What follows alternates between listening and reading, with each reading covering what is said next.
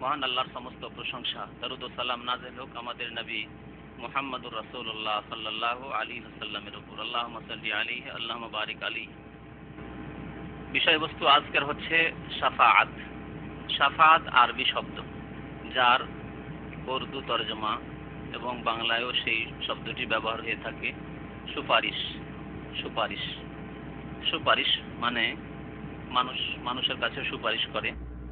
আর এই শাফাআতের অর্থ হচ্ছে যে আল্লাহ রাব্বুল আলামিনের রাসূল সাল্লাল্লাহু আলাইহি সাল্লাম, অন্যান্য আম্বিয়া ইকরাম, সিদ্দিকিন, শুহাদা এবং সৎ ব্যক্তিরা, উলামা ইকরাম, অথবা এমনকি নাবালক ছেলে যারা মারা যায় নাবালক অবস্থায়, তাদের সম্পর্কেও হাদিসে রয়েছে যে তাদের আল্লাহ রাব্বুল আলামিনের দরবারে শাফাআত হবে, সুপারিশ হবে পাপীদের জন্য, গুনাহগারদের জন্য, যে আল্লাহ যেন তাদেরকে মাফ করে দিয়ে জান্নাত দান করেন।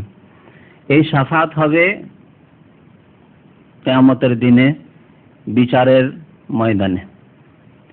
এই শাফাআত দুনিয়াতে না, মানে তার মানে এই ভাববেন না যে দুনিয়াতে কেউ কারো জন্য শাফাআত করে আল্লাহর কাছে যে আল্লাহ তাকে মাফ করো। তবে দুনিয়ার একটি শাফাআত আছে, সেটি হচ্ছে দোয়া।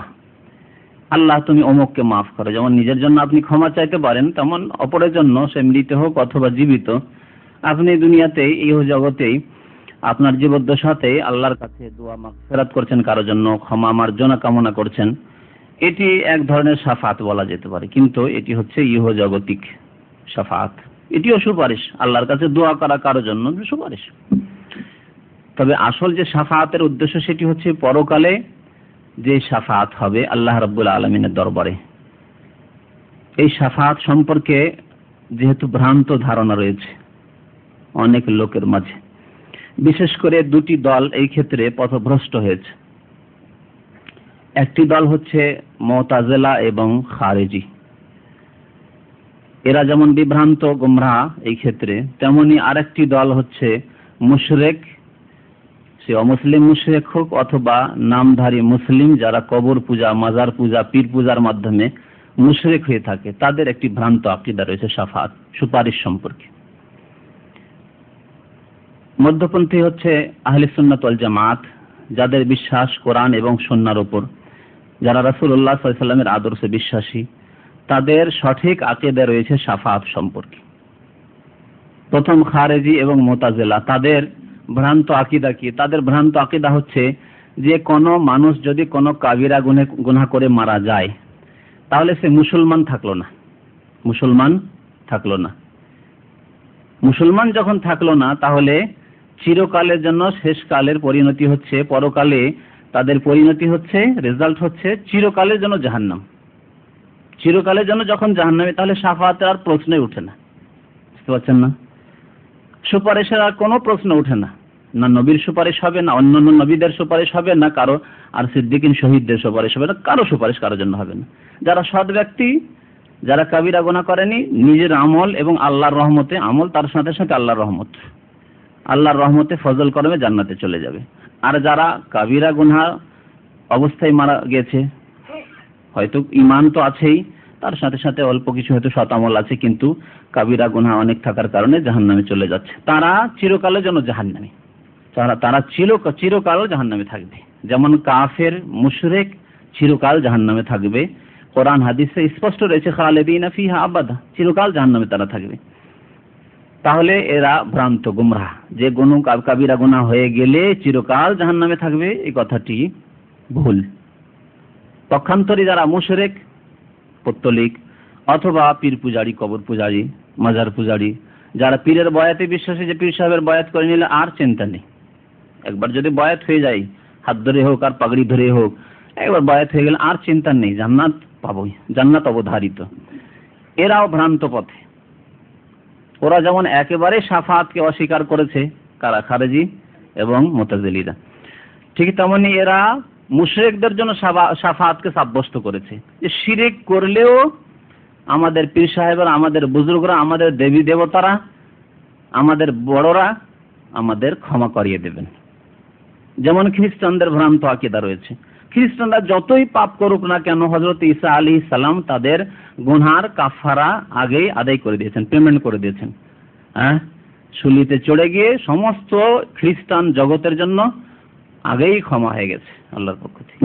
যেমন ভ্রান্ত আকীদা, ঠিক তেমনি মুশরিক পত্তলিক হোক আর মুশরিক কবর মাজার পূজারী হোক, তাদের ভ্রান্ত আকীদা, যেহেতু মুশরিকদের জন্য কোনো শাফাআত নেই, কাফেরের জন্য কোনো শাফাআত নেই। আল্লাহ রাব্বুল আলামিন কোরআনে কারিমে শাফাআত সম্পর্কে অনেকগুলি আয়াতে আলোচনা করেছেন। একটি আয়াতে আল্লাহ ইরশাদ করেছেন সূরা বাকারার আয়াত নম্বর 254, ইয়া আইয়ুহাল্লাযীনা আমানু, হে ঈমানদার মানুষেরা, আনফিকু মিম্মা রাযাকনাকুম, যা তোমাদেরকে দান করেছি তা থেকে ব্যয় করো। রিজিক মানে দান, রিজিক মানে শুধু আমরা আমাদের ভাষায় রিজিক মানে পানাহারের বস্তু একে মনে করি না, রিজিক মানে দান আল্লাহ। সে পানাহারের বস্তু হতে পারে আর অন্য যে কোনো নিয়ামত হতে পারে, এমনকি আপনার সুস্থতা, আপনার দেহ, সব কিছু যা কিছু আল্লাহ আপনার ভাগ্যে দিয়েছেন তার নাম রিজিক আরবি ভাষায়। যা তোমাদেরকে দিয়েছি তা ব্যয় করো। আল্লাহ আপনাকে সুস্থতা দিয়েছেন তা আল্লাহর রাস্তায় ব্যয় করতে হবে। আপনাকে আল্লাহ ভালো ভাষা দিয়েছেন তা আল্লাহর রাস্তায় ব্যয় করতে হবে। আল্লাহ আপনাকে ইলম দিয়েছেন, আপনার রিজিক, ইলম আপনাকে দান করতে হবে।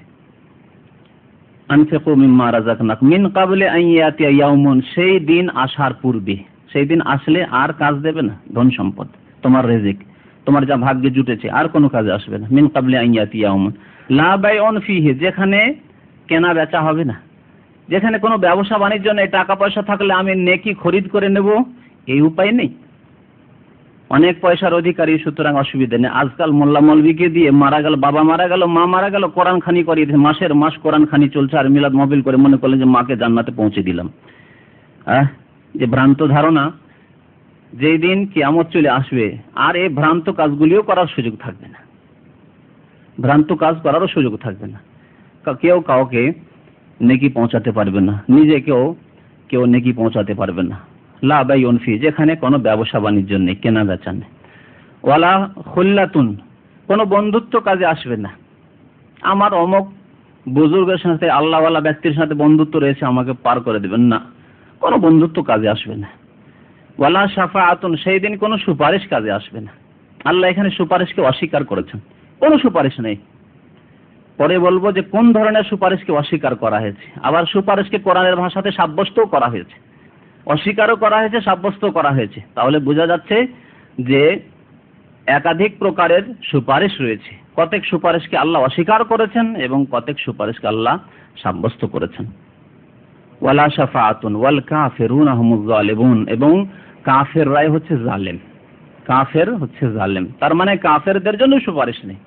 কাফেরকে আল্লাহ যখন এই আয়াতে জালেম বললেন আর তার সুপারিশ নেই, তার মানে কাফের, মুশরিক, যাদের ঈমান নেই আল্লাহর প্রতি, রাসূলের প্রতি, কিতাবের প্রতি, পরকালের প্রতি, জান্নাত জাহান্নামের প্রতি, হিসাব নিকাশের প্রতি, কবরের আযাব এবং নিয়ামতের প্রতি, তারা হচ্ছে কাফের এবং তাদের জন্য তারা হচ্ছে জালেম, তাদের জন্য কোনো সুপারিশ নেই। সুপারিশকে অস্বীকার করা হয়েছে এই আয়াতে। শাফাআত, প্রাথমিকভাবে প্রথমে শাফাআতকে দুই ভাগে ভাগ করা যেতে পারে, সুপারিশকে দুই ভাগে ভাগ করা যেতে পারে। বাতিল শাফাআত, প্রথম হচ্ছে বাতিল শাফাআত, মানে যেই শাফাআত নেই, কোরআন এবং হাদিসে অস্বীকার করা হয়েছে। আর সহিহ শাফাআত, সঠিক শাফাআত, সঠিক সুপারিশ। বাতিল শাফাআত, বাতিল শাফাআত যে আকীদা, ভ্রান্ত আকীদা ছিল মুশরিকদের, আর আজকেরও মুশরিক, সে অমুসলিম মুশরিক হোক আর নামদারি মুসলিম মুশরিক হোক না কেন, তাদের যে ভ্রান্ত আকীদা রয়েছে সেটি হচ্ছে বাতিল শাফাআত। তাদের আকীদা কি ছিল? কোরআনে বলা হয়েছে স্পষ্টভাবে, তারা দেবী দেবতার পূজা করত, যেমন যারা কবর মাজারে সেজদা করে, কবর মাজারে গিয়ে দরখাস্ত করে গায়রুল্লাহর কাছে, পীর ওলি আউলিয়া যাদেরকে মনে করে তাদের কাছে, এবং তাদেরকে মনে করে যে এরা আল্লাহর নিকটে সুপারিশ করবে, দেবী দেবতা আল্লাহর নিকট সুপারিশ করবে, পীর দরবেশ আল্লাহর ওলি যারা, তারা যারা সলেহীন, আল্লাহর নেক বান্দা, বুজুর্গানে দ্বীন, তারা আমাদের জন্য সুপারিশ করবেন। তাদের যদি বায়াত হয়ে যেতে পারি, তাদের যদি মুরিদ হয়ে যেতে পারি, তাদের ক্ষেত্রে যদি আমাদের ভালো আকীদাত থাকে, মহাব্বত থাকে তাদের সাথে, তাহলে আমরা এর ওসিলাতে পার হয়ে যাব। এইসব আকীদা হচ্ছে বাতিল আকীদা, এই শাফাআত হচ্ছে ভ্রান্ত শাফাআত। এই সুপারিশ ইসলামের নেই, কোরআন এবং হাদিসে এই সুপারিশ নেই। অর্থাৎ না দেবী দেবতারা সুপারিশ করতে পারবে তাদের পূজারীদের জন্য, কবর মাজারে যারা চলে গেছে, মরে গেছে, পীর আর ওলি বলা হোক, আর নবী বলা হোক, আর রসুল বলা হোক, তারা মুশরিকদের জন্য, যারা তাদেরকে ডেকে থাকে আল্লাহকে বাদ দিয়ে বা আল্লাহর সাথে, তাদের জন্য শাফাত করবেন না বা করতে পারবেন না। এর অনুমতি আল্লাহর পক্ষ থেকে তারা পাবে না। আল্লাহ রাব্বুল আলামিন কোরআনে কারীমের একটি আয়াতে সূরা ইউনূসের 18 নম্বর আয়াতে ইরশাদ করেছেন, ওয়া ইয়াবুদুনা মিন দুনিল্লাহি মা লা ইয়াদুররুহুম ওয়া লা ইয়ানফাউহুম। যারা শিরিক করে থাকে তারা আল্লাহকে বাদ দিয়ে, মিন দুনিল্লাহ, আল্লাহকে বাদ দিয়ে তারা এমন কিছু জিনিসের পূজা করে থাকে, ইবাদত করে থাকে, মা লা ইয়াদুররুহুম, যা তাদের ক্ষতি সাধন করতে পারে না। দেবী দেবতা ক্ষতি করতে পারে না। যদি দেখা যায় বাহ্যিক দৃষ্টিতে কারো ক্ষতি হলো, তাহলে সে শয়তান জিনের সেখানে হাত রয়েছে ভ্রান্ত করার জন্য, গুমরাহ করার জন্য। অনেকে এরকম ধারণা করে যে অমুক দেবতা ক্ষতি করে দিল, অমুক পীর সাহেব ক্ষতি করে দিল। এগুলি শয়তান ক্ষতি করে। যেমন মানুষ মানুষের ক্ষতি করতে পারে, মানুষ মানুষকে খুন করতে পারে, তেমন শয়তান যেন মানুষকে খুন করতে পারে। আর যারা শিরক করে তাদের সাধারণত শয়তানের চেলা, ইবলিসের চেলারা মদদ করে থাকে। এজন্য ধোঁকা খেলে হবে না যে দেবী দেবতায় ক্ষতি করে দিল, আমার পীর অসন্তুষ্ট হয়ে গিয়ে আমার ক্ষতি হয়ে গেল, আমি পীরের তরিকা আমি ছেড়ে দিয়েছি তার কারণে। এগুলি সব শয়তানি বিভ্রান্তি। মা লা ইয়াদুররুহুম, ক্ষতি সাধন করতে পারে না, ওয়া লা ইয়ানফাহুম, এবং কাজে আসতে পারে না, উপকারে আসতে পারে না। ওয়া ইয়াকুলুন, এই মুশরিকরা বলে, হাউলাই শুফাআউনা ইনদাল্লাহ, এরা আল্লাহর নিকটে আমাদের জন্য সুপারিশ করবে।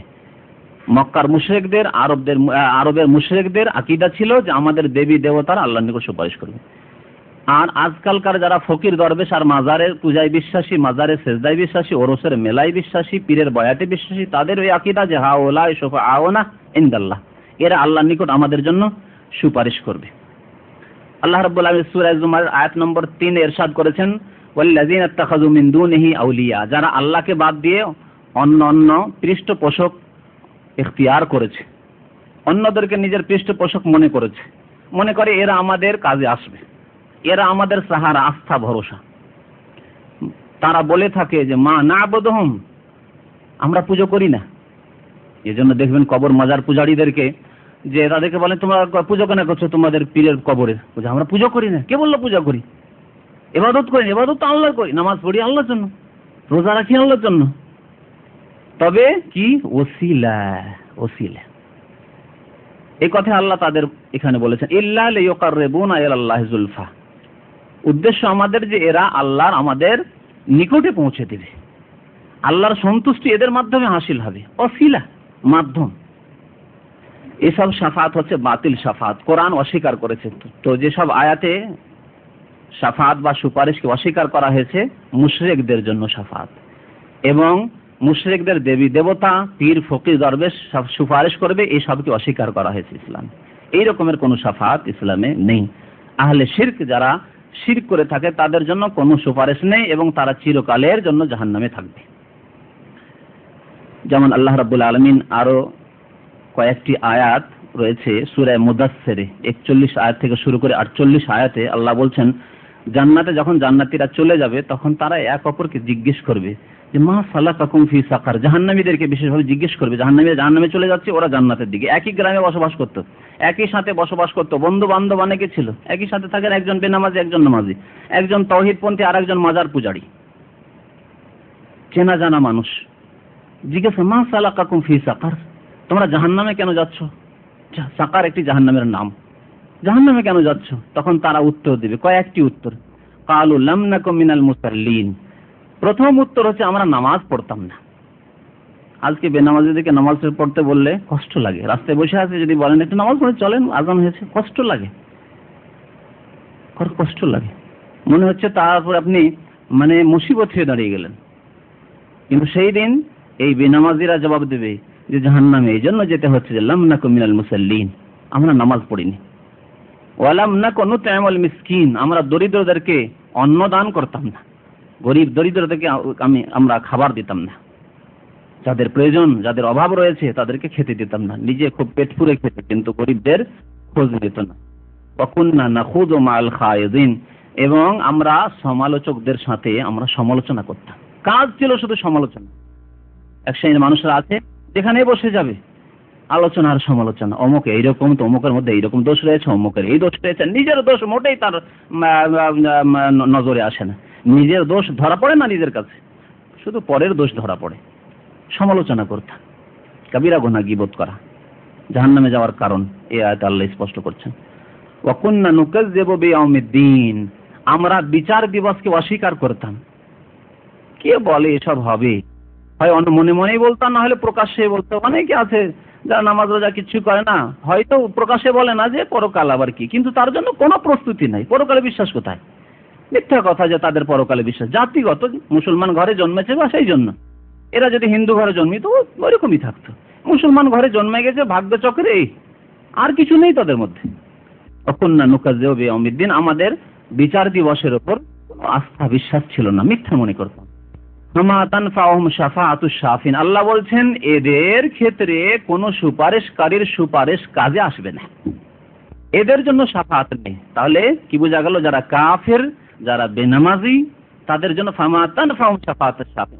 স্পষ্ট আয়াতটি শুনেন, বেনামাজিদের কথা বলা হলো, সমালোচকদের কথা বলা হলো, যারা পরকালকে অস্বীকার করে তাদের কথা বলা হলো, যারা গরিব মিসকিনকে অন্ন দান করে তাদের কথা বলা হলো। এই কয়েকটি পাপের গুণ, গুনার গুণের পর আল্লাহ বলছেন ফামা তানফাউহুম শাফাআতুশ শাফিন, এদেরকে শাফাআতকারী সুপারিশকারীর কোনো সুপারিশ কাজে আসবে না, কোনো উপকারে আসবে না। আর একটি প্রকার বলেছিলাম যে সঠিক শাফাআত, সঠিক সুপারিশ। সঠিক সুপারিশ রয়েছে। সঠিক সুপারিশের জন্য 3টি শর্ত মনে রাখতে হবে। এই শর্তগুলি মনে থাকলে তাহলে যেসব বাতিল ভ্রান্ত শাফাআতের কথা আপনারা বাজারে শুনে থাকেন, বিদাতীদের কাছে শুনে থাকেন, ওগুলোই সাফ হয়ে যাবে, ওইসব ভ্রান্ত ধারণা সাফ হয়ে যাবে। 3টি শর্ত সাপেক্ষ সঠিক শাফাআত হবে। সঠিক শাফাআতের প্রথম শর্ত হচ্ছে যে যার ক্ষেত্রে সুপারিশ করা হচ্ছে তার ক্ষেত্রে যেন আল্লাহ সন্তুষ্ট থাকেন। যার জন্য সুপারিশ করা হচ্ছে তার ক্ষেত্রে আল্লাহ যাতে সন্তুষ্ট থাকে, ঠিক আছে সুপারিশ করতে পারো,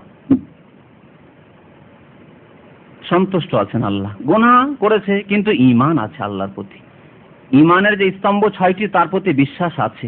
গুনাহ হয়ে গেছে লোভ লালসা বশত, শয়তানি ওয়াসওয়াসাতে কাবিরা গুনাহ হয়েছে, কিন্তু ঈমান রয়েছে, তাদের ক্ষেত্রে শাফাআত হবে। আল্লাহ শিরক নেই, কুফরি নেই, অস্বীকৃতি নেই, তাহলে এদের জন্য শাফাআত রয়েছে। প্রথম শর্ত, যার জন্য শাফাআত হবে তার ক্ষেত্রে আল্লাহ যাতে সন্তুষ্ট হয়। আল্লাহ যদি সন্তুষ্ট না থাকেন, রাজি না থাকেন শাফাআতের ক্ষেত্রে, তাহলে কেউ সুপারিশ করতে পারবেন না। দ্বিতীয় শর্ত হচ্ছে যে আল্লাহ রাব্বুল আলামিন যেই ব্যক্তি সুপারিশ করছেন তার ক্ষেত্রেও যাতে সন্তুষ্ট থাকেন যে তোমার সুপারিশ চলবে। সুপারিশ জন্য এসে একজন ভণ্ড, যাকে আপনি নিজের বড় পীর মনে করতেন, সে যদি এসে সুপারিশ করে আর সে আপনাকে তালিম দিয়েছে শিরকের, কবর পূজা, মাজার পূজা, আর কবর মাজারের মাধ্যমে এর ওসিলাতে আল্লাহকে পাবেন আপনি, আর মদিনা গেলে নবীর দরবারে দরখাস্ত দিয়ে নবীর কাছে দরখাস্ত করে আসবেন, আমাদের দরখাস্তগুলো পৌঁছে আসবেন যে আমরা অসহায় যাতে নবী আমাদের মদদ করেন, নাউজুবিল্লাহ। এইসব আকীদা রয়েছে হয়তো, যাকে আপনি বুজুর্গ মনে করেন, ওলি মনে করেন, সেই ওলি যদি সুপারিশ করে এই সুপারিশ আল্লাহ গ্রহণ করবেন না। যার জন্য সুপারিশ করা হবে তার ক্ষেত্রে আল্লাহ সন্তুষ্টি হতে হবে, সম্মতি হতে হবে, আর যেই ব্যক্তি সুপারিশ করবেন তার ক্ষেত্রে আল্লাহর সম্মতি এবং রেজামন্দি হতে হবে। তৃতীয় শর্ত হচ্ছে যে আল্লাহর অনুমতি হইতে হবে।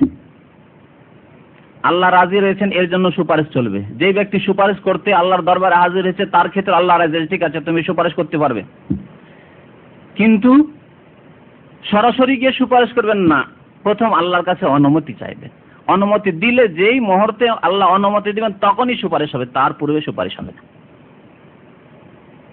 এই জন্য প্রিয় নবী মুহাম্মদুর রাসূলুল্লাহ সাল্লাল্লাহু আলাইহি ওয়াসাল্লাম শাফাআতের যতগুলি হাদিস রয়েছে, প্রায় যে হাদিসগুলিতে নবী সাল্লাল্লাহু আলাইহি ওয়াসাল্লাম সম্পর্কে শাফাআত রয়েছে, কি রয়েছে? সরাসরি শাফাআত নেই, আছে যে নবী করিম সাল্লাল্লাহু আলাইহি ওয়াসাল্লাম বলছেন ফাখিরু সাজিদান লিল্লাহ, আল্লাহর দরবারে গিয়ে আমি সিজদায় অবনত হয়ে যাব, সিজদায় পড়ে যাবেন, দীর্ঘক্ষণ সিজদায় পড়ে থাকবেন। আল্লাহ বলবেন ইয়া মুহাম্মদ, হে মুহাম্মদ সাল্লাল্লাহু আলাইহি ওয়াসাল্লাম, ইরফা রাসাক, মাথা উঠাও, ওয়াসাল তুতা, চাও তোমাকে দেওয়া হবে, ওয়াশফা তুশাফা, সুপারিশ করো তোমার সুপারিশ কবুল হবে। শুধু তাই না, সেই হাদিসে রয়েছে ফা আহমেদহু বিমাহামেদিন আল্লামানি রাব্বি বা ইউআল্লিমুনি রাব্বি, আমি এমন এমন ভাষা দিয়ে আল্লাহর প্রশংসা জ্ঞাপন করব, আল্লাহর শুকরিয়া জ্ঞাপন করব, আল্লাহর কাছে আমি দোয়া করব, যেই দোয়াগুলি যেই প্রশংসাগুলির বাক্য আল্লাহ শিখিয়ে দেবেন সেই মুহূর্তে আল্লাহ শিখিয়ে দেন নবীকে যে এইভাবে আমার কাছে দরখাস্ত করো, এইভাবে প্রশংসা জ্ঞাপন করো, তাহলে তোমার দরখাস্ত শুনবে এবং তোমাকে পারমিশন দেব। তারপরে মাথা উঠাতে বলবেন, মাথা উঠাবেন, আল্লাহর কাছে দরখাস্ত, ইয়া আল্লাহ এই শ্রেণীর মানুষ যে এই ধরনের পাপ যেগুলি আছে মুসলমান, আল্লাহ তাদেরকে তুমি জান্নাতি করো, এরা জাহান্নামে চলে যাচ্ছে, হয়তো চলেই গেছে অথবা যাবে, চলে গেছে অথবা জাহান্নামের অর্ডার হয়ে গেছে, এখনো জাহান্নামে যায়নি, ফেরেশতা ধাক্কা দিয়ে তাদেরকে জাহান্নামের দিকে নিয়ে যাচ্ছে, ওই মুহূর্তে শাফাত হচ্ছে। তো এইভাবে শাফাতের জন্য তৃতীয় শর্ত হচ্ছে ইজেন, অনুমতি। বিনা অনুমতিতে গিয়ে না আমি এগুলো আমার দলবল আমি নিয়ে যাব, এগুলো আমার মুরিদ আমি নিয়ে যাচ্ছি, চলবে? চলবে না। ইজেন, অনুমতি হইতে হবে আল্লাহ রাব্বুল আলামিনের পক্ষ থেকে। এই তিনটি শর্ত রয়েছে সঠিক শাফাতের। এই জন্য আল্লাহ রাব্বুল আলামিন কোরআনে কারীমের সূরা আন-নাজমের 26 নম্বর আয়াতে ইরশাদ করেছেন, ওয়া কাম মিন মালাকিন ফিস সামাওয়াত, আকাশে অসংখ্য ফেরেশতা রয়েছেন, অসংখ্য ফেরেশতা, ফেরেশতাও শাফাত করবেন। ফেরেশতা মানুষের জন্য শাফাত সুপারিশ করবেন আল্লাহর দরবারে, যে আল্লাহ এরা গুনাহ করলেও এদের ঈমান ছিল, এদের কিছু আমলও ছিল, এরা বেশ কিছু কাবিরা গুনাহ করেছে, আল্লাহ মাফ করে দাও, এদেরকে জান্নাত দাও। ফেরেশতা সুপারিশ করবেন। এই আয়াত দ্বারা বোঝা যায় ফেরেশতা সুপারিশ। কাম মিন মালাকিন ফিস সামাওয়াত লা তুগনি শাফাআতুহুম শাইআন, তাদের শাফাত, এই ফেরেশতাদের শাফাত কোনো কাজে আসবে না, শাফাত করতে পারবেন না তারা, কোনো কাজে সে শাফাত আসবে না, ইল্লা মিন বাদি আন ইয়াযানাল্লাহ, তবে কখন কাজে আসবে সুপারিশ? মিন বাদি আন ইয়াযানাল্লাহ, আল্লাহর অনুমতির পরে। আল্লাহ যখন অনুমতি দিবেন ফেরেশতাদেরকে, ফেরেশতা এখন সুপারিশ করতে পারো, আল্লাহর গজব রাগ থেমে গেছে, রাগান্বিত হবেন। হাদিসে রয়েছে যে আল্লাহ রাব্বুল আলামিন কিয়ামতের দিনে এত রাগান্বিত হবেন যে কোনোদিন এইরকম রাগান্বিত হননি কাফের জালেম পাপিষ্ঠদের উপর। তারপরে আল্লাহ রাব্বুল আলামিনের রহমত একবার প্রকাশ হবে, আল্লাহ অনুমতি দিবেন, ঠিক আছে এখন সুপারিশ করতে পারো। সুপারিশের যখন অনুমতি মিন বাদি আন ইয়াযানাল্লাহ, তাহলে একটি শর্তের কথা এখানে পেলেন না, আল্লাহর অনুমতি কোরআনের আয়াতে, লিমান ইয়াশাউ ওয়া ইয়ারদা, যার জন্য আল্লাহ চাইবেন এবং যার জন্য পছন্দ করবেন, রাজি হবেন। তাহলে রাজির কথা এখানে বলা হয়েছে, রাজি হবেন মানে যার জন্য সুপারিশ করার ক্ষেত্রে রাজি হবেন, এবং যেই ব্যক্তি সুপারিশ করছে তার ক্ষেত্রে যখন রাজি হবেন যে ঠিক আছে তুমিও সুপারিশ করার যোগ্য এবং ওই লোকের জন্য সুপারিশ করছো সেও সুপারিশ পাওয়ার যোগ্য। তাহলে এই আয়াত দ্বারা তিনটি শর্ত স্পষ্ট হল। আয়াত নিয়ে গবেষণা করলে বোঝা গেল যে তিনটি শর্তই এই আয়াতে রয়েছে। আর আল্লাহ রাব্বুল আলামিন সূরা তাহার 109 নম্বর আয়াতে ইরশাদ করেছেন, ইয়াউমা ইযিন লা তানফাউ শাফা, সেই দিন অর্থাৎ পরকালে কিয়ামতের দিনে, লা তানফাউ শাফা, শাফাত সুপারিশ কোনো কাজে আসবে না, ইল্লা মান আযানা লাহুর রহমান ওয়া রাদিয়া লাহু কাওলা, কিন্তু যার জন্য রহমান দয়াময় তিনি কি করবেন? ইযিন দিবেন, অনুমতি দিবেন, ওয়া রাদিয়া লাহু কাওলা, এবং কথা বলাকে পছন্দ করবে, ঠিক আছে তুমি কথা বলতে পারো, কথা বলার পারমিশন না দিলে কথা বলতে পারবেন না। তাহলে এখানে দুটি শর্ত পাবে, একটি হচ্ছে আল্লাহর অনুমতি, আর একটি হচ্ছে যে কাকে কথা বলার জন্য আল্লাহ অনুমতি দিচ্ছেন আর রাজি হচ্ছেন, যে ঠিক আছে তুমি কথা বলতে পারো। দুটি শর্ত বুঝতে পারলাম এই আয়াতে। সূরা আম্বিয়ার 28 নম্বর আয়াতে আল্লাহ ইরশাদ করেছেন, ওয়ালা ইয়াশফাউনা ইল্লা লিমান ইরতাদা, নবী রাসূলগণ, আল্লাহর নেক বান্দা, সিদ্দিকিন, শহীদ, এরা সুপারিশ করবেন না, সুপারিশ করতে পারবেন না, ইল্লা লিমান ইরতাদা, তবে তাদের জন্য যাদেরকে আল্লাহ পছন্দ করেন, যাদের ক্ষেত্রে আল্লাহ রাজি হবেন যে ঠিক আছে সুপারিশ করা। আল্লাহ রাব্বুল আলামিনের দরবারে সুপারিশের একটি উদাহরণ শাহ ইসমাইল শহীদ রহমতুল্লাহ আলাইহির একটি আকীদার প্রসিদ্ধ কিতাব আছে। উপমহাদেশের একজন বড় সংস্কারক ছিলেন শাহ ইসমাইল শহীদ রহমতুল্লাহ আলাইহি। তো তিনি তাকওয়াতুল ঈমান লিখেছেন। যেই যুগে কবর, মাজার আর পীর পূজা ঘরে ঘরে ছিল উপমহাদেশে, সেই জামানায় তিনি এই কিতাবটি লিখেছিলেন।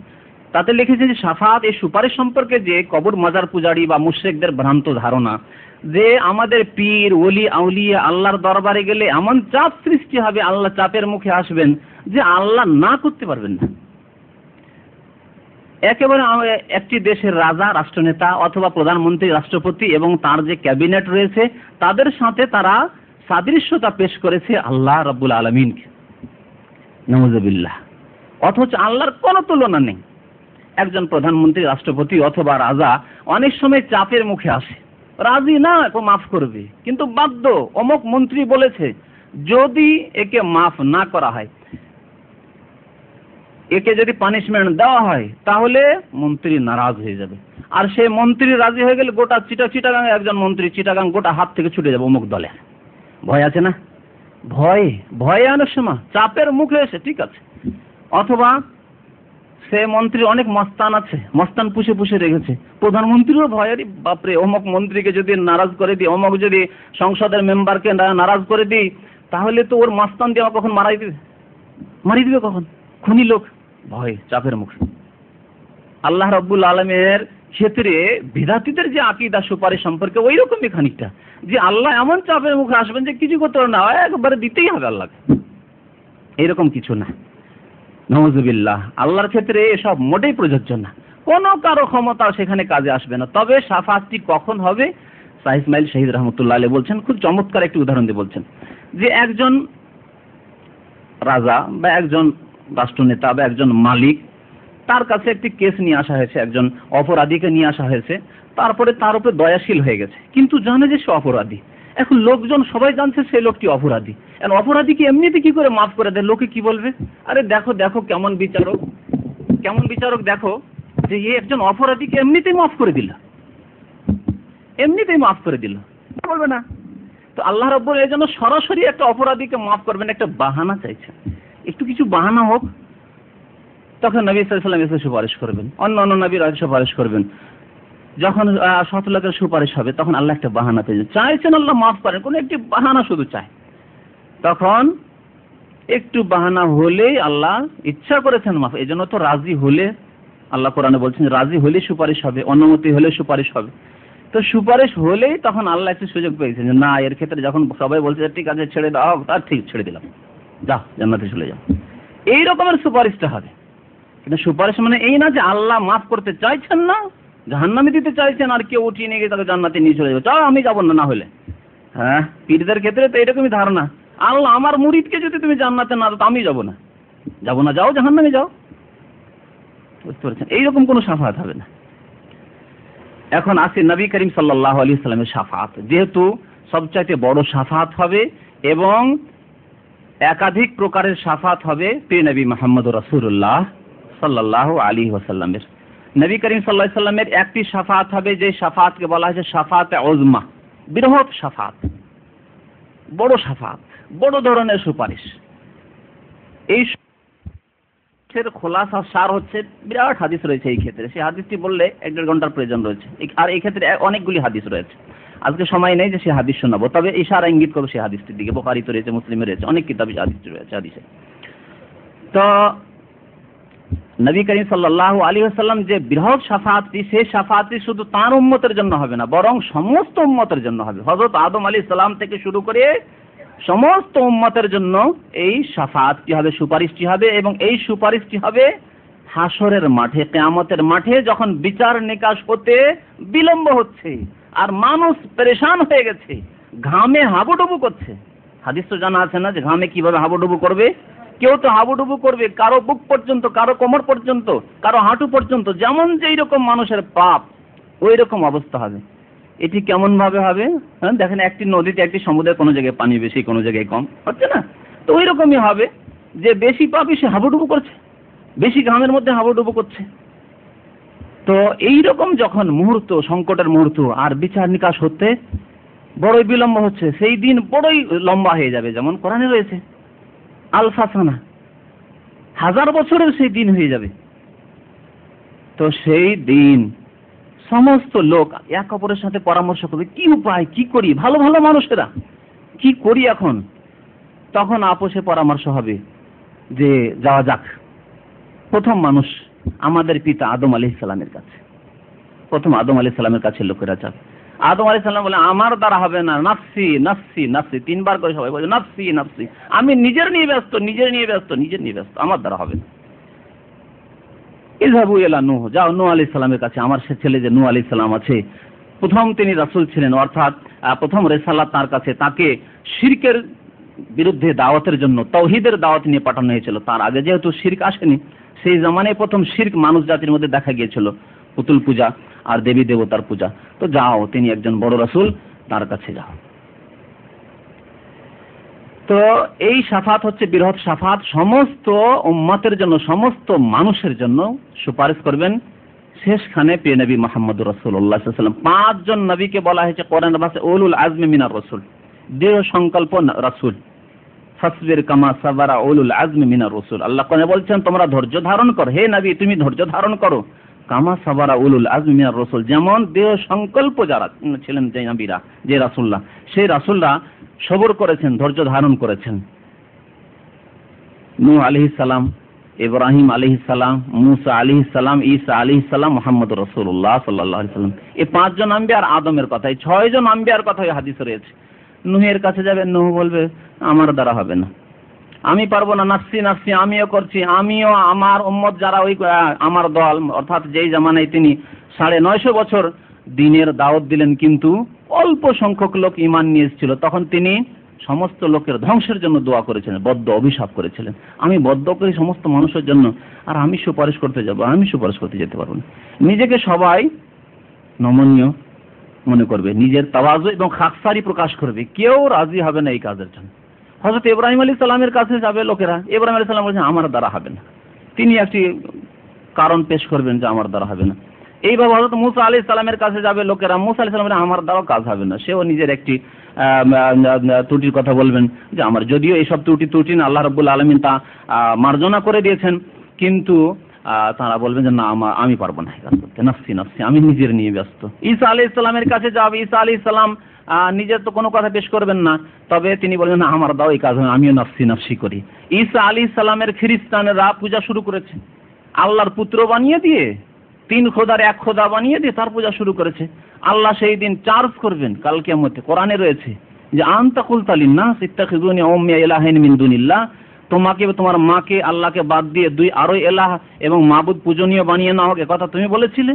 ভয় করবেন যে আমাকে আল্লাহ জিজ্ঞেস করে আমি কি জবাব দেবো, আমি নিজের নিতে ব্যস্ত। অথচ তিনি এই শিক্ষা দেননি, তিনি নিজের যে পরিষ্কার পরিচ্ছন্নের থেকেছেন, এসব আবের সাথে কোনো সম্পর্ক নেই শিরক এবং কুফরের সাথে, তাই স্পষ্ট ভাষায় তিনি ঘোষণা করবেন, তারপরে তিনি রাজি হবেন না সুপারিশ করার জন্য। সবাই শেষখানে ফিরে আসে, সবাই বলে যাও মুহাম্মদ সাল্লাল্লাহু আলাইহি ওয়াসাল্লামের কাছে চলে যাও, শেষখানে ঈসা আলাইহিস সালাম বলে যাও মুহাম্মদ সাল্লাল্লাহু আলাইহি ওয়াসাল্লামের কাছে চলে যাও। প্রিয় নবী মুহাম্মদুর রাসূলুল্লাহ সাল্লাল্লাহু আলাইহি ওয়াসাল্লামের কাছে লোকেরা আসবেন, আল্লাহ রসুল তখন আল্লাহর দরবারে গিয়ে সেজদায় পড়ে যাবেন, যে কথাটি বলছিলাম এর আগে। তারপরে আল্লাহ অনুমতি দেন, বলবেন মাথা ওঠাও, তারপরে এই শাফাত শুরু হবে, তারপরে বিচার নিকাশ শুরু হয়ে যাবে। বিচার নিকাশ হবে, জান্নাতে যারা যাবে জান্নাতে যাবে, জাহান্নামে যারা জাহান্নামে যাবে।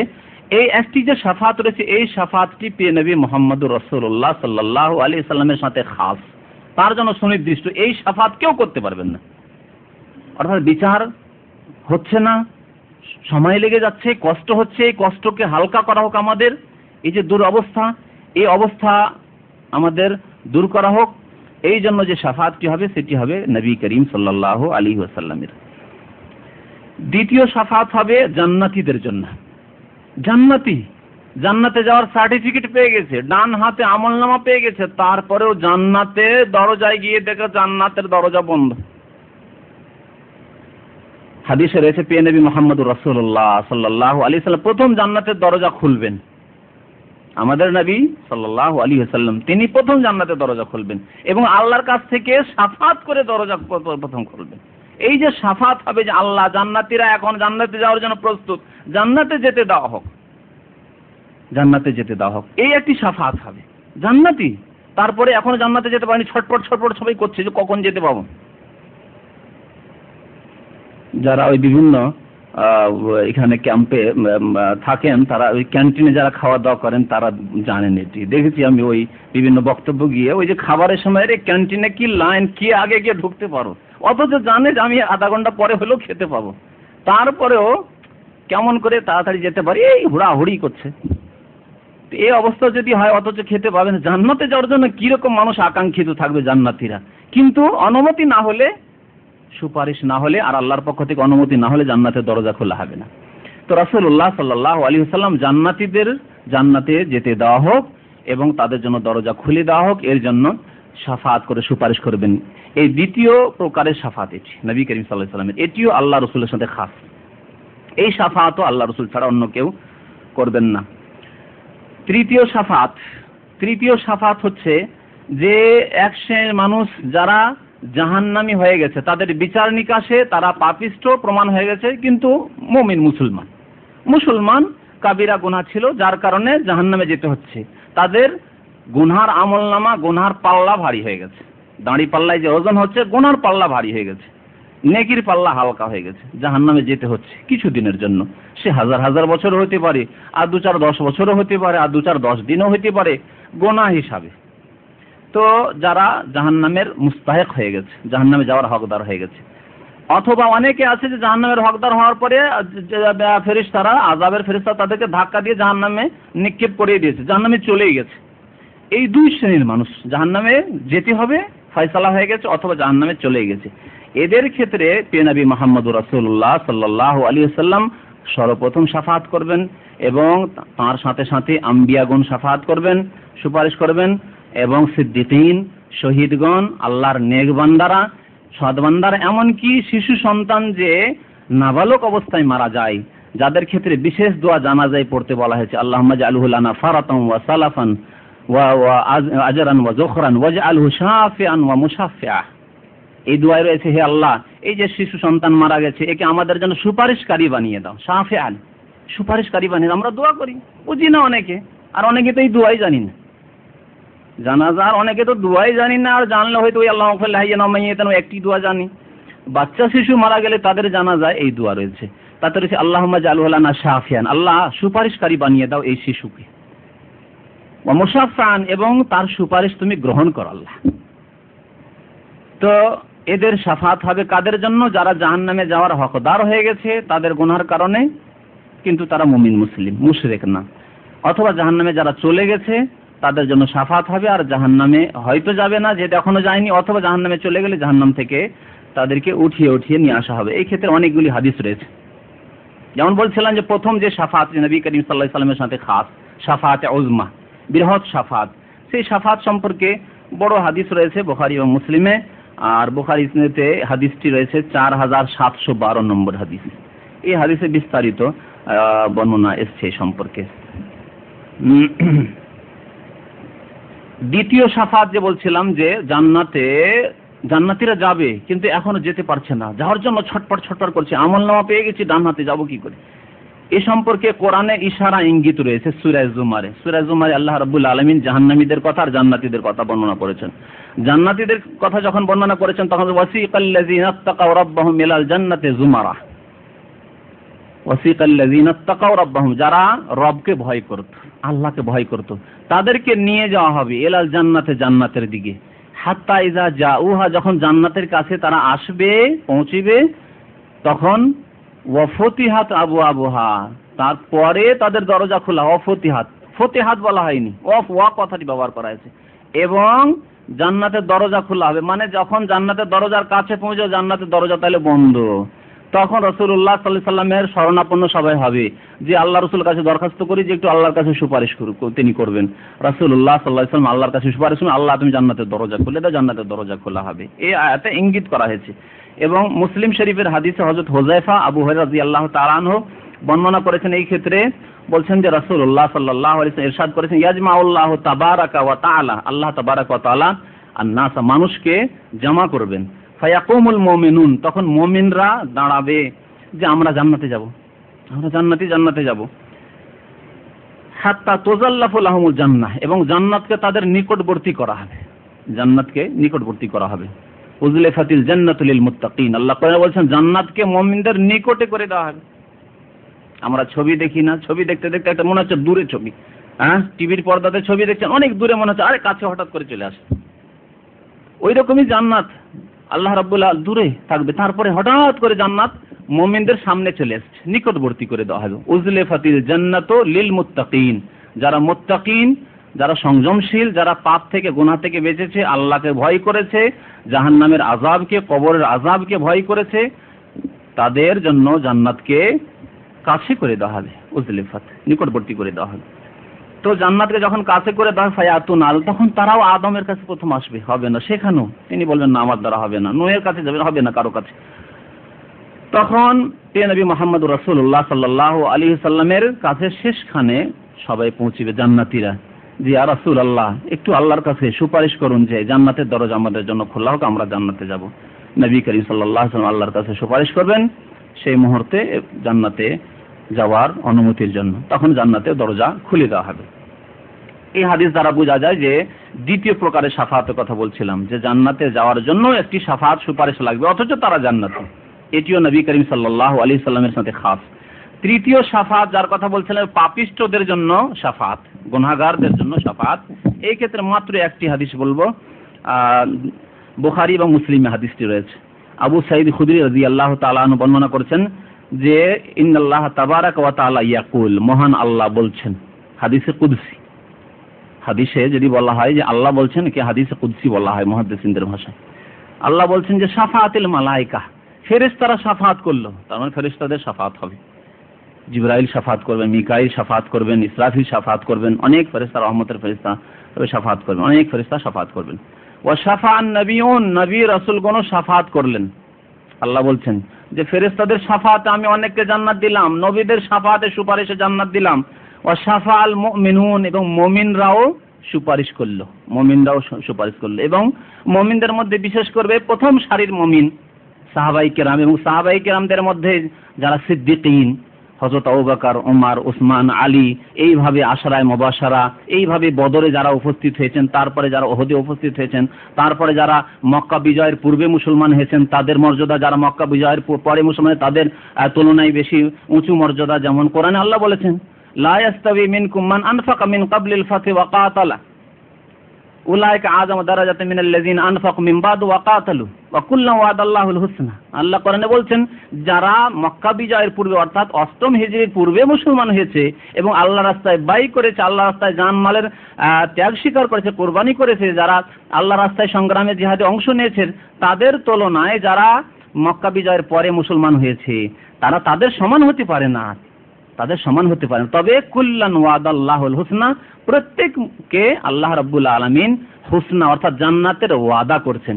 যারা মক্কা বিজয়ের আগে মুসলমান হয়েছেন সাহাবী, তারাও জান্নাতি, এবং মক্কা বিজয়ের পরেও যারা মুসলমান হয়েছেন তারাও জান্নাতি। হুসনার আল্লাহ, হুসনা মানে জান্নাত, জান্নাতের আল্লাহ ওয়াদা করেছেন, কিন্তু সমান মর্যাদা লা ইস্তাবি, বরাবর হতে পারে না, স্পষ্ট করেছেন আল্লাহ। তাহলে প্রথম সারির যারা, তারা আগে, তাদের শাফাত বেশি পরিমাণে হবে, বেশি লোকেদের জন্য হবে।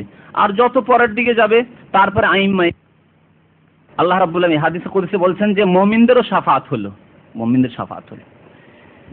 ওয়ালাম ইয়াবকা ইল্লা আরহামুর রাহিমিন, এখন শুধু বাকি কে থেকে গেছে? কে বাকি?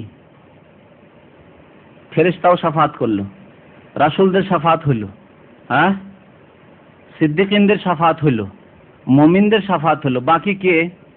আল্লাহ বলছেন যে আরহামুর রাহিমিন বাকি থেকে গেছে, মানে সর্বোত্তম দয়াকারী যিনি, সর্বাধিক দয়ালু যিনি, আরহামুর রাহিমিন আল্লাহ রাব্বুল আলামিন বলবেন আমি বাকি থেকে গেছি। এখন আল্লাহ নিজে যখন বাকি, তখন কি না হতে পারে? তার মানে এই না যে কাফের মুশরিক জান্নাতে চলে যাবে, কখনো না।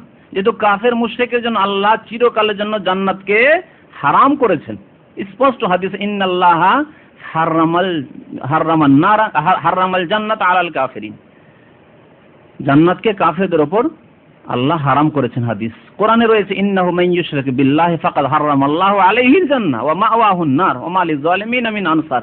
ইন্নাহু মান ইউশরিক বিল্লাহ, যারা আল্লাহর সাথে শিরক করলো আর শিরক করে মুসলমান হলো না, আবার ওই শিরকের অবস্থায় মরে গেল, শিরক মাজারে সিজদা করে, মাজারে চাদর চড়িয়ে, মাজার পাকা করে, ওরস মেলা করে ওই অবস্থাতে মরে গেল, ফাকাদ হারামাল্লাহু আলাইহিল জান্নাহ। স্পষ্ট আয়াত, আল্লাহ কি বলছেন? জান্নাতকে আল্লাহ হারাম করেছেন। জান্নাত হারাম, তাহলে থাকবে কোথায়? মাওয়াহুন নার, তাদের স্থল হচ্ছে জাহান্নাম, আগুন, আন্নার। ওয়া মা লিয-যালিমিনা মিন আনসার, জালেমের কেউ সাহায্যকারী নেই, মানে এদের জন্য সুপারিশ নেই, সুপারিশকারী হচ্ছে সাহায্যকারী, মিন আনসার, ওয়া মা লিয-যালিমিনা মিন আনসার। এইরকম জালেম যারা মুশরিক কাফের, তাদের কোনো সুপারিশকারী এবং আনসার অর্থাৎ সাহায্যকারী নেই। তো আল্লাহ বললেন ওয়ালাম ইয়াবকা ইল্লা আরহামুর রাহিমিন, এখন আরহামুর রাহিমিন বাকি আছে। তখন আল্লাহ করবেন কি, ফায়াকবিজুল্লাহু কুবজাতান মিনান নার, জাহান্নাম থেকে আল্লাহ মুঠি করে উঠাবেন। মুঠ বুঝেন তো, হ্যাঁ, মুষ্টি। এই মুষ্টিতে, আল্লাহর মুষ্টিতে, আল্লাহর মুষ্টি কি আপনি আমি কোনো মাখলুকের মতো? আল্লাহর মুষ্টি আল্লাহর মতো, আল্লাহর নিজের মুষ্টি। কবজা মানে মুষ্টি হয়, মুষ্টি দিয়ে উঠাবেন আল্লাহ রাব্বুল আলামিন মানুষকে জাহান্নাম থেকে। ফায়ুখরিজু মিনহা কওমান, এমন এমন লোকদেরকে আল্লাহ জাহান্নাম থেকে বের করবেন, লাম ইয়ামালু খায়রান কাত্তু, জীবনেও তারা কোনো কল্যাণকর ভালো কাজ করেনি। মুমিন মুসলিম ছিল, জাহান্নামে এই জন্য চলে গেছে যে কোনো ভালো কাজ করেনি, না মাতা পিতার সেবা করেছে, না দিনের ফরজ অজেব আদায় করেছে, না গুনাহ থেকে বেঁচেছে। কত গুনাহ, ফরজ তরকের গুনাহ, আর হারাম কাজ করার গুনাহ, হারাম খাওয়ার গুনাহ, সুদ খাওয়া, ঘুষ খাওয়া, কত কি করেছে। তখন আল্লাহ করবেন কি, ওই যে মুষ্টি দিয়ে যে উঠাবেন, তাতে এমন লোকদেরকে উঠাবে, ফায়ুখরিজুল্লাহু কওমান, এমন এমন সম্প্রদায়কে, এমন এমন লোকদেরকে উঠাবেন, লাম ইয়ামালু খায়রান কাত্তু, কোন কল্যাণকর খায়রের ভালো কাজ করেনি। যে কোনো ভালো কাজ, যেসব ভালো কাজকে আল্লাহ এবং রাসূল ভালো কাজ বলেছেন, কোনোদিন করেনি। কাদ আদু হুমামান, তাদের অবস্থা কি হবে? আল্লাহু আকবার। হাদিসটি অনেক লম্বা আছে, আমি এখানে ক্ষান্ত করে দিয়েছি। কাদ আদু হুমামান, তারা জাহান্নামে জ্বলে জ্বলে জ্বলে ছাই হয়ে গেছে। হুমামান, হুমাম মানে কয়লা হয়, কয়লা বুঝেন তো, যে কাঠ লকড়ি পুড়ে কয়লা হয়ে যায়, কয়লা হয়ে যাবে। কাদ আদু হুমামান, ছাই হয়ে যাবে তারা। তাদেরকে আল্লাহ রাব্বুল আলামিন উঠাবেন। তারপরে উঠার পরে যে পুড়ে যে আপনার কাঠগুলি পুড়ে যে আপনার কয়লা কয়লা হয়ে থাকে, সেগুলিকে পানিতে দিলে কি হয়ে যায়, তারপরে আগুনটা নিমিয়ে যায়, তারপরে আর বেশি পুড়ে না, নাহলে ওই অবস্থায় রেখে দিলে আর পুড়তেই থাকবে, ভিতরে যেহেতু আগুন ঢুকে গেছে। তো তারপরে আল্লাহ বলছেন, যে রাসূলুল্লাহ বলছেন এই হাদিসটিতে, এই হাদিসে কুদসিতে, যে তারপরে তাদেরকে আল্লাহ মাউল হায়াত, মাউল হায়াত মানে আবে হায়াত। আমাদের দেশে আবে হায়াত আবার কতগুলো ঔষধ পাওয়া যায়, ঔষধের নাম হচ্ছে আবে হায়াত, বুঝছেন না, এখান থেকে নিয়েছে। মাউল হায়াত, হায়াত মানে জীবন, জীবনের পানি, আবে হায়াত। আর ফার্সি ভাষাতে আবে হায়াত, পানি মাকে আব বলে, ফার্সিতে আবে হায়াত। আবে হায়াত তেল পাওয়া যায়, হ্যাঁ মনে হচ্ছে আবে হায়াত তেল পাওয়া যায় আমাদের দেশে। তো এই মাউল হায়াত আল্লাহর জীবন, জীবন দানের পানি, সেই পানিতে আল্লাহ তাদেরকে নিক্ষেপ করবেন, ডুবিয়ে দিবেন তাদেরকে। ফায়ামবুতুনা কামা তামবুতুল হিব্বাতু ফি হামিলিস সাইল, তারপরে তারা সজাগ হয়ে উঠবে, সুন্দর হয়ে একটু চিকন হয়ে উঠবে। যে কয়লা হয়ে গেছিল পুড়ে পুড়ে, না, সুন্দর হয়ে চিকন হয়ে একটু মানুষ জাত হয়ে উঠবে।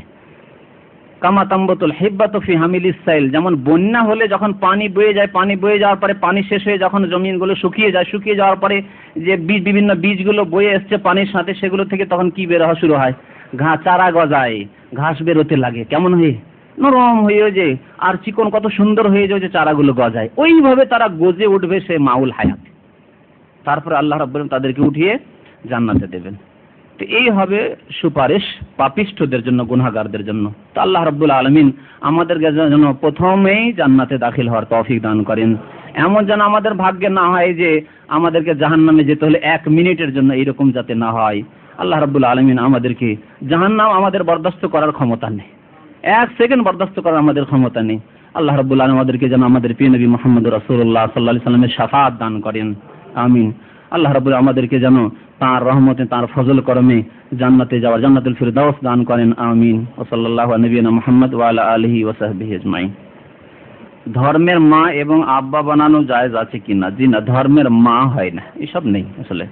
ধর্মের মা করবেন আর তার সাথে আপনি মায়ের মতো যাতায়াত করবেন, এবং মাহরাম, যেন আপনি একজন মাহরাম হয়ে গেছেন, তার সাথে সফর করা, তার ঘরে গিয়ে বসে খাওয়া দাওয়া করা, গল্প স্বল্প করা, এই সবগুলি হারাম কাজ।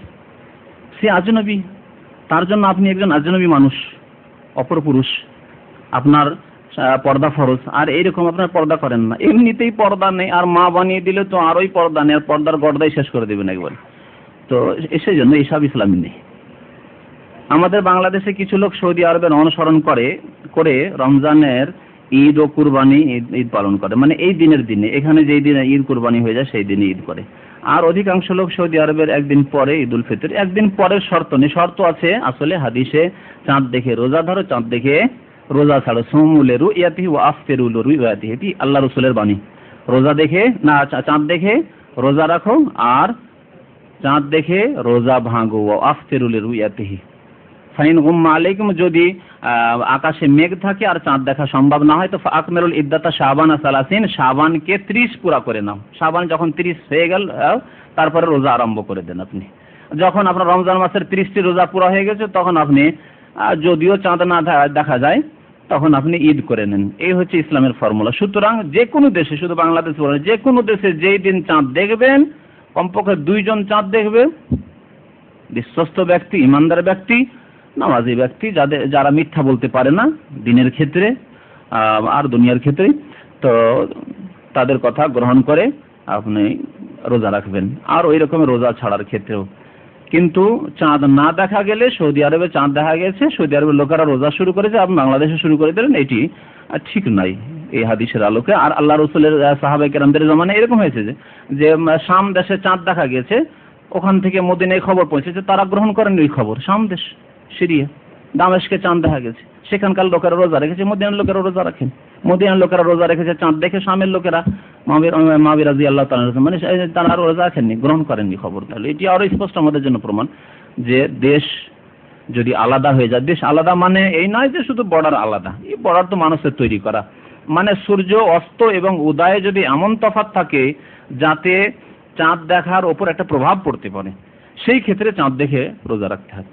এখন মনে একেবারে বর্ডারের পাশে যদি কেউ চাঁদ দেখে থাকে, অথচ দেশ আলাদা, রাজশাহী, চাঁপাইনবাবগঞ্জ আর মালদা ডিস্ট্রিক্ট পাশাপাশি ডিস্ট্রিক্ট, আর 2-4-5 কিলোমিটারের আপনার তফাতে যদি চাঁদ দেখে থাকে, আর বলে যে না না না তো ভারতে চাঁদ দেখা যায়নি, না আপনার এলাকায় চাঁদ দেখা গেছে, রোজা রাখেন, এই বর্ডারে কোনো যায় আসে না। এরকমই বাহরাইন আর দাম্মামে চাঁদ দেখা গেছে, বাহরাইনে চাঁদ দেখা যায়নি, দেশ আলাদা কিন্তু কাছে 30-40 কিলোমিটার, বরং রিয়াজ আর দাম্মামে তফাৎ আছে, কিন্তু বাহরাইন আর আপনার খবরে কোনো তফাৎ নেই। তো এটি হচ্ছে আসল ইসলামের ফর্মুলা। আমাদের এলাকায় গরু ছাগল পালক বর্গা দেওয়ার প্রচলিত নিয়ম হলো, একটি গরু ক্রয় করে নিজের মালিকানা গরু একটি নির্ধারিত পরিমাণ দাম ধরে কাউকে পালতে দেয়, এই শর্তে যে এই গরু বিক্রি করার সময় এই নির্ধারিত দামের উপর যত টাকা বেশি বিক্রি করবে তা দুজনের মাঝে সমান সমানভাবে ভাগ করা যাবে। যে পালবে তাকে পালার জন্য কোনো খরচ দেওয়া হবে না। তো যে ভাগ পেল, যে এমনইভাবে ছাগল পালতে দেয় এই শর্তে যে এই ছাগলের প্রথম বাচ্চা যে পালবে সে নেবে, আর পরবর্তী যত বাচ্চা হবে দুজনের ভাগ করে নেবে। এখন প্রশ্ন হলো, এভাবে গরু ছাগল পালক দেওয়া জায়েজ আছে কি? জি হ্যাঁ, জায়েজ আছে, কোনো অসুবিধা নেই। হাদিস আছে, আল মুসলিমুন আলা শুরুতি, মুসলমান যে শর্তে এর উপরে ইত্তিফাক করবে, কন্ট্যাক্ট হবে, তার উপর কায়েম থাকবে। ইল্লা মা হারামা হালালান আও আহাল্লা হারামান, তবে কোনো হারাম জিনিসকে যদি হালাল করে দেওয়া হয় কন্ট্রাক্টের মাধ্যমে, অথবা হালালকে হারাম করে দেওয়া, তাহলে সেটি গ্রহণযোগ্য না। কিন্তু এরকম শর্ত যে ঠিক আছে, প্রথম বাচ্চাটি তুমি যখন লালন পালন করবে একটু চারা দেবে, তো তুমি নিয়ে নেবে, বাকিগুলি আধা আধি হবে, অসুবিধা নেই। খাওয়ার সময় অনেকের আদব না জানার কারণে সাথের লোকেরা বিরক্তি বোধ করে, দয়া করে খাওয়ার আদব বলে দিলে উপকৃত হইব। খাওয়ারই আদব সম্পর্কে একটি এখানে আলোচনা হয়েছিল বছরখানেক আগে বা তারও বেশি, 1.5 ঘন্টার ক্যাসেট আছে, আল্লাহর রাস্তে শুনবেন। হযরত আব্দুল্লাহ বিন আব্বাস রাদিয়াল্লাহু তাআলা ছোট ছেলে, বালক, আল্লাহ রসুলের সাথে খাচ্ছে, এবং খেতে খেতে, আল্লাহ রসুলের জামানায় তার ভাত ছিল না, ছিল খেজুর, কিন্তু খেজুর মধ্যে একটু বড় খেজুরটা ওই দিকে, এবার এইদিকে হাত দিচ্ছে, আবার ওই দিকে খেজুরটা বেশি ভালো লাগছে, ওই দিকে হাত দিচ্ছে। তখন রাসূলুল্লাহ বললেন, ইয়া গোলাম, হে বৎস, হে বালক, কুল বে ইয়ামিনিক, প্রথম কথা ডান হাতে খাও, বাম হাতে না। আর এখানে অনেক লোককে দেখি, এখানে ওই ইফতার ক্যাম্পে আমাদের অনেক লোককে দেখি রাত দিন শুনছে, তারপরে বাম হাতে পানি খাচ্ছে, ডান হাতে ভাত খাচ্ছে, বাম হাতে পানি খাচ্ছে। এই যে একটা খারাপ অভ্যাস হয়ে আছে, অথচ এটি নাজায়েজ আর শয়তানের কাজ। হাদিসে আছে যে তোমাদের কেউ যেন বাম হাতে পানাহার না করে, ফাইন্না শায়তানা ইয়াকুলু বিশিমালি ওয়া ইয়াশরাবু বিশিমালি, কারণ শয়তান বাম হাতে খায় আর শয়তান বাম হাতে পান করে। বড় আপত্তিকর কাজ। আপনার হাতে জুট আছে, অসুবিধা কি আছে? সেই হাতে আপনি জুটার হাতে আপনি পান করেন, অসুবিধা নেই, কোনো অসুবিধা নেই। তো বাম হাতে আপনি পান করবেন, নিষেধ। তো প্রথম একটি আদব আল্লাহ রাসূল শিখালেন, কুল বিয়ামিনিকা। দ্বিতীয় আদব হচ্ছে কুল মিম্মা ইয়ালিক, তোমার দিক থেকে খাও। এখন যেখানে গোস্তটা আছে ওর দিকে, ভালো যে পায়ের গোস্তটা ওই দিকে টেনে ফেললেন, এই দিকে না, আপত্তিকর। কুল মিম্মা ইয়ালিক, তোমার কিনারায় আছে যে যা তাই খাও তুমি। তাহলে আপনার দিকে যদি কিছুই না থাকে, তো আপনার যে ভাইরা সাথে খাচ্ছেন তারা আপনার দিকে এগিয়ে দেবেন, তাদের একটু বিবেক হওয়া উচিত যে ভাই ও কিচ্ছু পাচ্ছে না, তো একটু এগিয়ে দিই। আরবদের দেখবেন যে আরবদের তো বড় বড় সব খাসি আর এই সেই নিয়ে বসে, এমন হয় অনেক সময় এদের সাথে বসে থেকে যে আমার দিকে হয়তো চরবি পড়েছে, শুধু চর্বি আর কিচ্ছু নেই। তখন ওরা নিজেরা ছুটিয়ে ছুটিয়ে দেওয়াটা ভালো মনে করা হয়, আমাদের কেউ ছুটিয়ে দিলে আমাদের ট্রেডিশন হয়তো খারাপ মনে হয়, নেড়ে চেড়ে দিল সে, কিন্তু না, এখানে নেড়ে চেড়ে দেওয়াটা ভালো জিনিস, যে আপনি এগিয়ে দিলেন তাকে, ছুটিয়ে দেন। তো এটাও খেয়াল রাখতে হবে আপনাকে, যে ওই ভাই কিচ্ছু পাচ্ছেন আর আমি একটি পেয়েছি, আমি নিজে নিয়ে নিলাম গোস্তের টুকরোটি, না এরকম করিয়েন না। আর আপনি দূর থেকে নেওয়ার চেষ্টা করবেন না, আপনি নিজের দিক থেকে খান আদবের সাথে। অকুল মিম্মা ইয়ালিক, দ্বিতীয় আদব। আর তৃতীয় আদব থেকে সাম্মিল্লাহ, বিসমিল্লাহ বলে খাও, বিসমিল্লাহ বলে খাও। তা বিসমিল্লাহ বলে খাবেন। আল্লাহর নাম নিয়ে খেলে শয়তান অংশ নেবে না খাওয়াতে, আর এই খাওয়াতে শয়তান আপনার ক্ষতি করতে পারবে না। ফায়দা, অনেক ফায়দা রয়েছে। আর খাবার শেষে আলহামদুলিল্লাহ বলবেন, শুকরিয়া আদায় করবেন আল্লাহর। তারপরে যদি অপরের খাবার খান তাদের জন্য দোয়া করবেন, তো আল্লাহর ফেরেশতারা আপনার জন্য দোয়া করে, যে ওয়ালাকা বিমিসলিন, মুসলিমের হাদিস আছে। আপনি অপরের খাবার খেলেন আর খেয়ে তাদের জন্য দোয়া করলেন, আল্লাহুম্মা বারিক লাহুম ফিমা রাযাকতাহুম ওয়াগফির লাহুম ওয়ারহামহুম, আল্লাহুম্মা আত'ইমান আতামানি ওয়াসকিমান সাকানি। আল্লাহ, যে আমাকে খাবার দিল তাকে তুমি খাবার দান করো, যে আমাকে পানীয় ব্যবস্থা দিল তাকে তুমিও পানীয় ব্যবস্থা দান করো। তাহলে ফেরেশতারা আকাশে কি বলেন? ওয়ায়াকুলুল মালায়েকাতু ফিস সামা, আকাশের ফেরেশতারা বলেন, হে বান্দা তুমি দোয়া করলে তোমার ভাইয়ের জন্য, ওয়ালাকা বিমিসলিন, আল্লাহ যেন তোমাকে অনুরূপ দান করে। ফায়দা হয়ে গেল আপনার, বড় ফায়দা। হতে পারে আপনার দোয়া কবুল না হয়তো, কিন্তু ফেরেশতার দোয়া কবুল হবেই হবে। এজন্য বখিলি করবেন না দোয়া করতে, আল্লাহর শুকরিয়া জ্ঞাপন করতে, শেষে খেয়ে দিয়ে আলহামদুলিল্লাহ বলতে, যাই খেলেন আপনি আলহামদুলিল্লাহ বলতে, এবং যারা দিল তাদের জন্য আপনি দোয়া দিতে বখিলি করবেন না, তাতে আপনার নিজেরই ক্ষতি আছে। একটি প্রশ্ন পড়ছি। আসসালামু আলাইকুম। বর্তমান দিনে শিক্ষা, ধর্ম, অর্থনীতি, সামাজিক, রাজনৈতিক সমস্ত বিষয়ে মুসলমানরা পিছিয়ে কেন, এবং মূল কারণগুলো সম্পর্কে আলোকপাত করবেন দয়া করে। আপনি তার মধ্যে লিখেছেন যে ধর্মীয় দিক থেকে, তাই না? ধর্মীয় দিক থেকে নিজে পিছিয়ে যাচ্ছেন কেন? প্রথমে লিখেছে ধর্ম, শিক্ষা, পিছাচ্ছেন কিনা কেন? কেউ চাপ দিয়ে পিছিয়ে দিচ্ছে আপনাকে? সামাজিক দিক থেকে, শিক্ষার দিক থেকে পিছিয়ে যাচ্ছেন কেন? যে ইসলামের প্রথম আয়াতে আদেশ হয়েছে ইকরা, পড়ো, সেই মুসলমানরা পিছিয়ে কেন?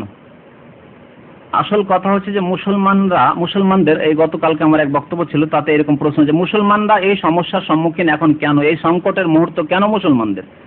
তার উত্তরে এক শাইখ ছিলেন, তিনি এক উত্তর দিলেন, আমি উত্তর দিলাম। ওই শাইখ অত্যন্ত খুশি হলো যে সমস্যাটা বহিরাগত শত্রুদের সমস্যা না, এটি হালকা সমস্যা। আজকে যে মুসলমানদের জন্য সমস্যা, এক হচ্ছে শত্রু, বহিরাগত শত্রু, আর এক হচ্ছে আভ্যন্তরীণ শত্রু। নিজেরাই আমরা সমস্যার সৃষ্টি করছি, নিজেরাই সমস্যার সৃষ্টি করছি। আমরা বলেন আল্লাহর দিন থেকে কত দূরে সরে আছি। প্রত্যেকটি জিনিসের হিসাব লাগান, প্রথম তাওহীদ থেকে শুরু করেন। মুসলমান ইসলামের নাম দিয়ে কত কবর, মাজার, শিরকের পূজা, শিরক হচ্ছে। কোথায় মুসলমান তাহলে? তাওহীদ নেই তাদের, আল্লাহর একত্ববাদ নেই, একত্ববাদের শিরকের স্থান নিয়ে নিয়েছে। তারপরে স্থান হচ্ছে নামাজের। নামাজ পড়লে বহিরাগত যারা শত্রু তাদের মাথা ব্যথা এখনো হয় না। আলহামদুলিল্লাহ, যে কোনো জায়গায় নামাজ পড়তে পারেন। কাফের